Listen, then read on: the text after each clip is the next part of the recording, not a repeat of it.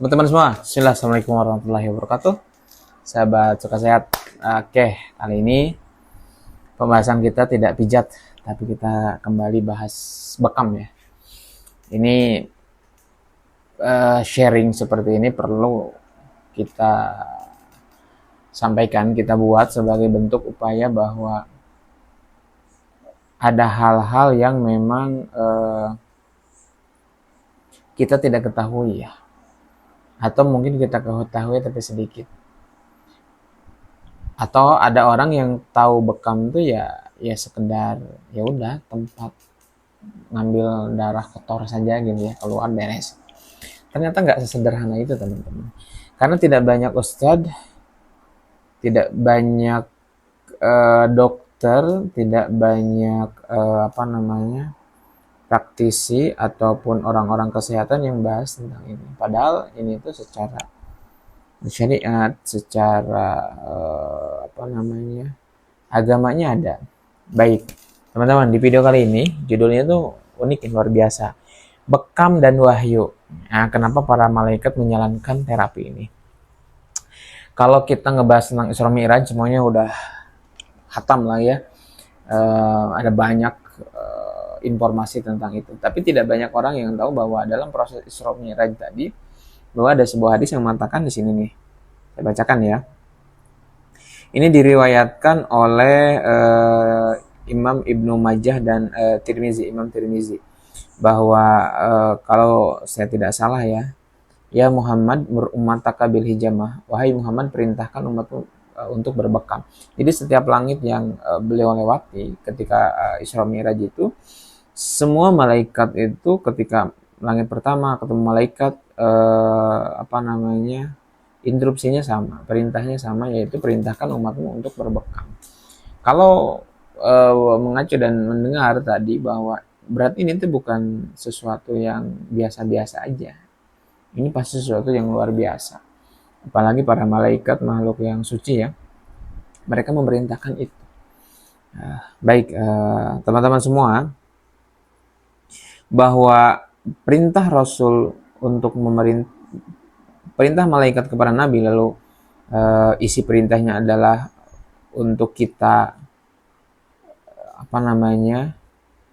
umatnya untuk melakukan bekam, itu tuh bukan sekali dua kali, berulang kali, dan memang banyak sekali informasinya.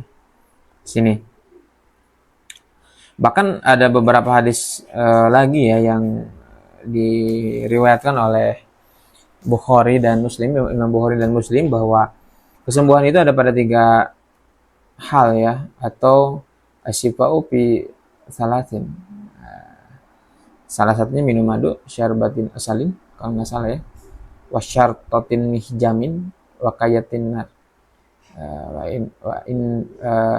dan wa innaha, saya lupa redaksi hadisnya, tapi secara terjemahannya bahwa kesembuhan itu ada pada 3 hal, minum madu tadi, syaitan bekam atau bekam, dan yang ketiga sundutan api atau kai. Tapi Rasul melarang umatnya untuk melakukan itu. Baik, teman-teman semua, kalau kita mau perhatikan dan agak sedikit slow dulu mendengarkan atau membaca informasi tadi, bahwa bekam itu disebutkan langsung oleh Rasulullah sebagai salah satu sumber kesembuhan. Ini bukan tren modern, ini bukan sekedar alternatif, tapi ini warisan pengobatan Nabi. Memang bekam itu bukan lahir di zaman Nabi. Ribuan tahun sebelum Nabi sudah ada bekam, tapi Nabi mengkukuhkannya, mempopulerkannya, dan kalau tidak salah semacam menyempurnakannya, sehingga bekam itu menjadi sebuah konsep pengobatan terbaik.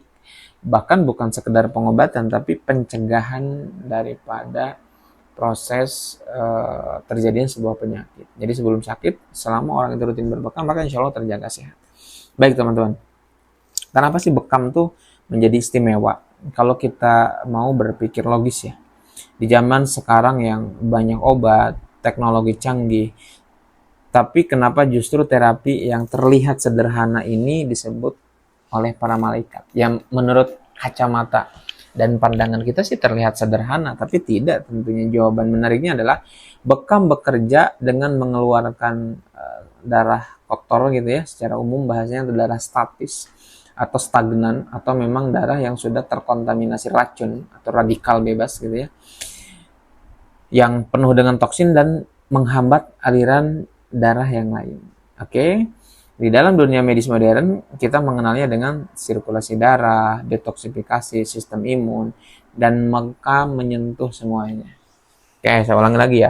Sirkulasi darah, detoksifikasi, dan juga sistem imun. Ini 3 bagian penting. Sirkulasi darah, ya supaya darah mengalir dengan seharusnya. Detoksifikasi, hal-hal yang tidak seharusnya ada di darah ini diambil, dibuang. Racun, radikal bebas, toksin, itu dibuang. Terus kemudian sistem imun.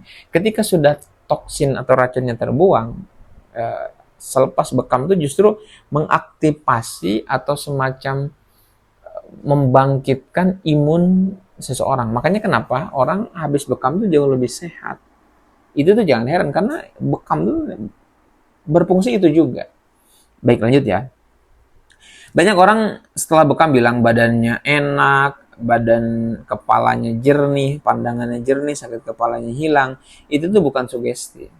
Itu karena tubuh kembali ke dalam kondisi alaminya, kondisi seharusnya. Atau seolah-olah tubuh kita tuh direstart. Jadi kalau handphone kita ngehang, ngeblank, jadi lemot, itu seolah-olah kita restart dan cepat kembali gitu. Nah, itulah salah satu daripada fungsi bekam. Jadi bekam menyentuh itu semua.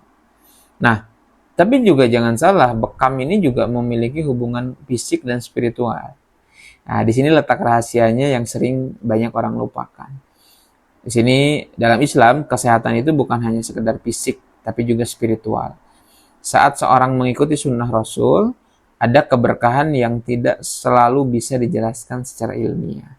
Jadi ada orang-orang yang berbekam tuh gak perlu dijelasin secara ilmiah. Ya karena Nabi ngelakuin, Nabi nyuruh, ya saya juga ngelakuin, udah selesai. Tanpa ada harus dijelaskan, ini loh tahapan prosedurnya, atau ini loh yang terjadi saat proses bekam, ini loh ilmiahnya. Ada orang-orang yang butuh dijelaskan secara ilmiah, ada orang-orang yang gak perlu lah, selama sudah ada dalilnya, saya ikuti, gak mungkin salah. Nabi kok yang nyontoin, Nabi kok yang nyuruh, gak jadi masalah. Orang mau ngambil hubungan spiritual tadi juga nggak jadi masalah. Tapi juga ada orang yang mau dilogiskan dalam tanda kutip. Ada nggak sih penjelasan ilmiahnya? Juga banyak sekarang jurnal-jurnalnya, penelitian-penelitiannya yang menggambarkan betapa dahsyatnya bekam. Kita lanjut ya. Nah, karena teman-teman, bekam itu ternyata bukan hanya sekedar terapi, tapi ketaatan. Jadi kalau Nabi nyuruh, ya sudah saya lakuin. Tanpa tapi, tanpa nanti. Adapun penjelasan ilmiahnya ada, ya makin bangga, kira-kira seperti itu. Maka banyak orang setelah bekam bukan cuma terasa sehat, tapi juga terasa lebih ringan hatinya. Lebih tenang, lebih lega, bukan cuma di badan, tapi juga di pikiran. Karena ketika kita mengikuti sunnah, kita sedang menyelaraskan diri dengan petunjuk Allah. Luar biasa kan? Ini, bekam sebagai self-care bernilai ibadah. Sekarang kita di zamannya sibuk, stres tinggi, pola makan tidak teratur, kurang istirahat. Banyak orang yang menunggu sakit baru bertindak. Padahal dalam Islam menjaga kesehatan bagian daripada ibadah hibdun nafs, semacam merawat, menjaga itu jauh lebih utama dibanding mengobati. Gitu ya. Tubuh ini bukan milik kita sepenuhnya, tapi titipan. Maka dengan bekam adalah salah satu cara kita menjaganya. Jadi sekarang kita paham kan kenapa malaikat menyuruh sampai berpesan berulang-ulang tentang bekam.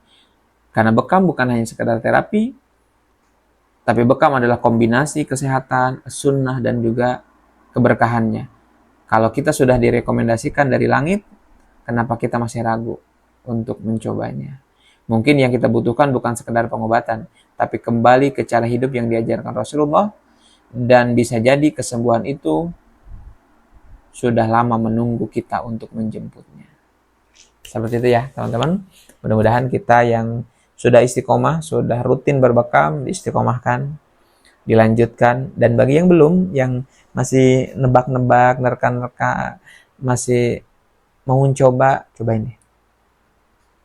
Bukti ilmiahnya ada, secara syariatnya ada, dan juga sudah tidak ada lagi alasan untuk kita tidak mencoba untuk makan. See you next time. Teman-teman, barakallahu fikum. Assalamualaikum warahmatullahi wabarakatuh.